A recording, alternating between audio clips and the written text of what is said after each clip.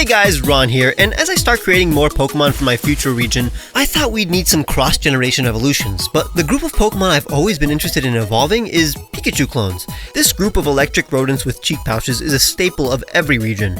Now that Pami has given precedent for these Pokemon to evolve, why not give them all evolutions? Of course, Pichu already has one, and I already turned +1 mine into legendaries in a previous video, so they won't make an appearance today either, but all the others will get the honor of an evolution. Some of these evolutions will look closer to their pre-evolved forms, while others will get a more mature aura.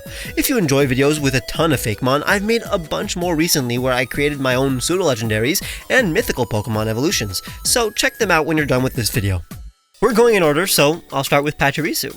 This one's gonna have the simplest concept. We're taking Pachirisu and making it cool, basically. Kind of treating it both like a regional normal type like Linoon, but also like those traditional aloof electric type mammal Pokemon of the region like Luxray and Zebstrika, a sleeker and faster, harder hitting, serious electric squirrel. A very natural progression. We're starting with the face of a more realistic and hard-edged squirrel. Dude's angry and ready to battle. I mean, the rest is basically a squirrel in Pokemon form, nothing unexpected. I'm gonna take the tiny spikes on Pachirisu's tail and expand it so it has spikes running along its entire back and tail for a nice thunder motif. More front-facing ears makes it look more aggressive, but the real difficult part was finding a pattern that seamlessly wrapped around its head. After applying these more pronounced limbs, I found a nice athletic pattern that will also look like a streak of lightning. Just a more electric version of Pachirisu's color scheme, but I'll tone it down and make it less saturated in the final version. Check out Barisu, the Ellis Squirrel Pokemon, from Bari Bari, a Japanese onomatopoeia for stored energy and crackling, plus Risu, Japanese for squirrel. An electric type. Barisu are more combative than their pre-evolved form. They tend to spend their time on the ground and will not run away from danger. The sharp fur on their back jolts up when a threat is near. They face their foes by holding their ground and firing high voltage electricity from their tail. They will dodge anything that comes their way, but immediately counter with their own attack. Energy tends to be repelled by their electrified fur, allowing most attacks to glide off Barisu's hide. While aloof and standoffish, Barisu will rub cheeks with their closest companions. This Pokemon will ignore those that it does not respect. It now has the abilities Static, Lightning Rod, and Volt Absorb. Their shiny is inherited from Pachirisu. Pachirisu evolved into Barisu when leveled up holding a Storm Fragment, a rare item that boosts the accuracy of electric type moves. Barisu is my type of Pokemon. These sleek and serious electric mammals are what I love having on my teams. I've been wanting this for almost 2 decades. I wonder if this type of design is what you guys were also craving in a Pachirisu Evu. Evu? Evo. I'm super satisfied. It really looks like a leaked Gen 4 Pokemon. Next is Emolga. It's a flying squirrel, but those technically don't fly.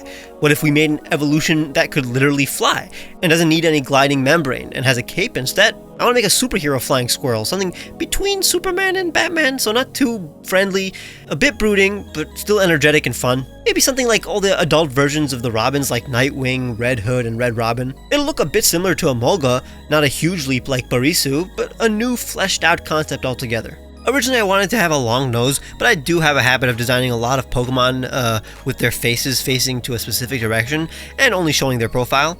I'm trying to tone it down a bit, but I also don't want this Fakemon to look like a rat.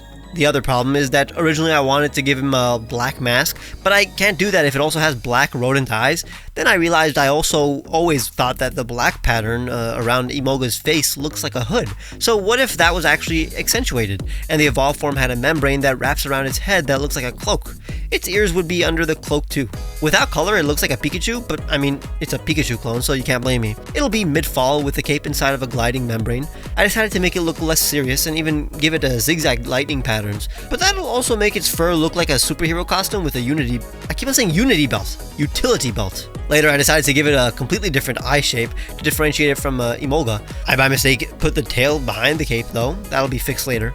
It's yellow and black, what do you expect? I added stripes so it looks more flashy and dangerous. In the end, the evolutionary explanation for its stripes is that it makes it look more like an Umbreon, which helps deter enemies. Kinda like how Batman looks like a bat to scare thugs. I made the yellow darker in the final version so it isn't literally Emolga's color scheme though. Here is Kumolga, The Sky Squirrel Pokemon from Kumo, which means cloud in Japanese, and Momonga, their word for flying squirrel. An electric flying type, these Pokemon spend their time at the top of the tallest skyscrapers. When they spot prey, they will leap from buildings and literally fly using electromagnetic force and wind. Their hood-like coats keep them extra warm during stormy nights, and their cape is a beacon to unruly Pokemon that this Pokemon means business. Their stripes glow to strike fear at a distance. During foggy nights, its appearance is reminiscent of a fierce Umbreon. When it spots trouble from its vantage point, Emolga will swoop down to save the day. It discharges enough electricity to take down an entire group of enemies. It will use its prehensile tail like a grappling hook. Emolga will create thick gusts that obscure its body, vanishing in the process. It has the abilities Static and Wind Power, with Motor Drive as the hidden ability. They evolve from Emolga when leveled up at the highest point in my future region. I gave it a red shiny so it looks more like an intimidating superhero too. Nothing too bright and hopeful like its normal color palette. This one definitely increased the cool factor at least 3 times. I thought it was a natural progression from the previous form since Emolga always had this hood-like pattern, and instead of a cliche mask, a hood really does freshen up the superhero trope. These cute yet cool Pokemon are the best kind, so I'm always happy when I get to make some. We made a serious and cool Pachirisu, and a fun yet faithful Emolga, and now let's do more of a joke evolution. Dedenne is a dormouse. The whole concept is that it sneaks into homes and steals electricity, but another mouse trope I've seen is a big fat rodent that is stuck in a hole. What if we made a Dedenne evolution that is big instead of small? It stole too much electricity and gained a lot of weight. It commands a group of Dedenne and expands the whole antenna concept by having an entire satellite dish as a tail. I'm kind of including the whole Oni concept as well. They wear tiger print, hold giant clubs, and summon electricity, so our Dedenne evolution will too. It's a fat Dedenne. Dude can't move easily. It's less innocent and is carrying a heavy satellite dish tail that it uses like a plasma gun.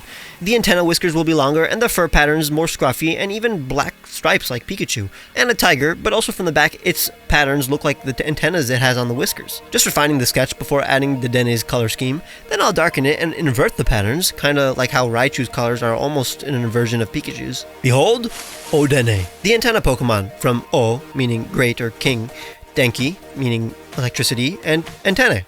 As Dedenne's electricity generating organ fully develops, it consumes too much electricity, evolving into Dedenne. It sends electrical waves from its whiskers to order around its horde of Dedenne.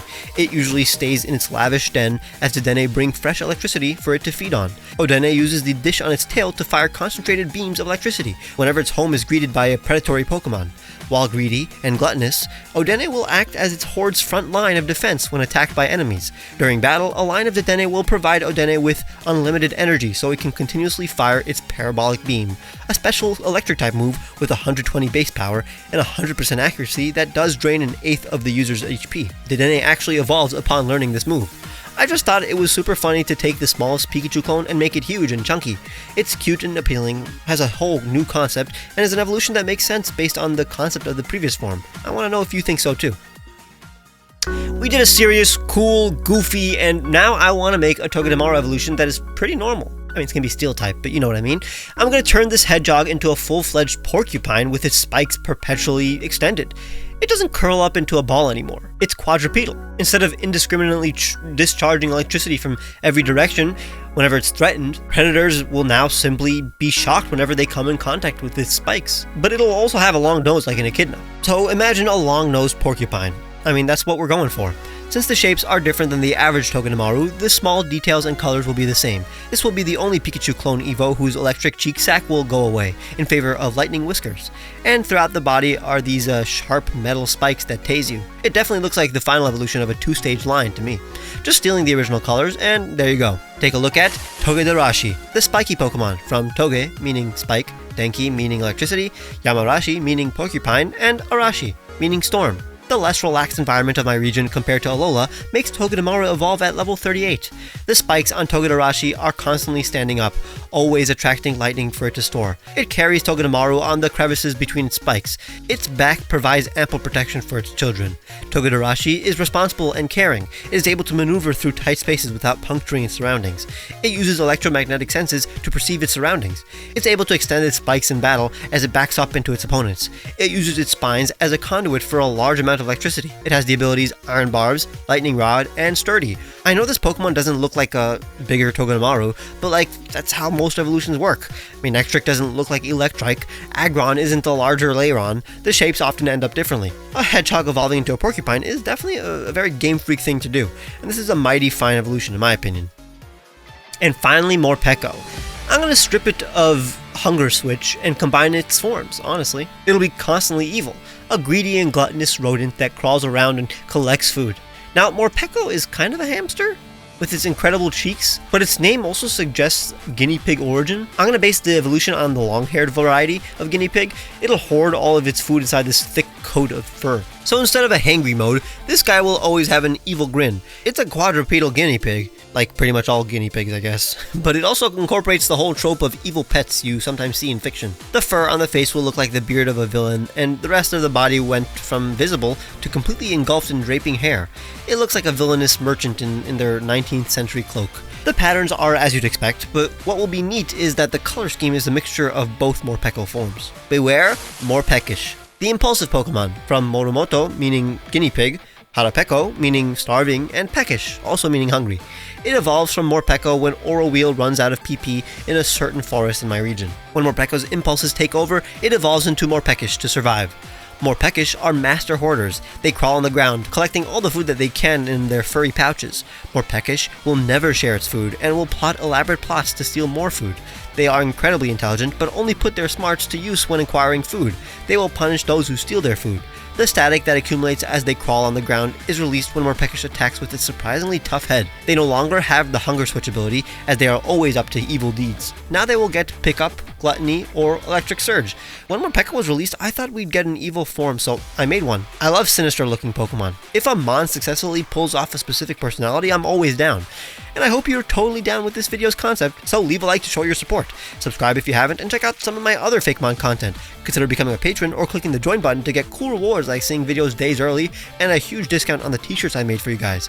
Follow me on Twitter where I post sneak peeks and final art of my designs too. Bye!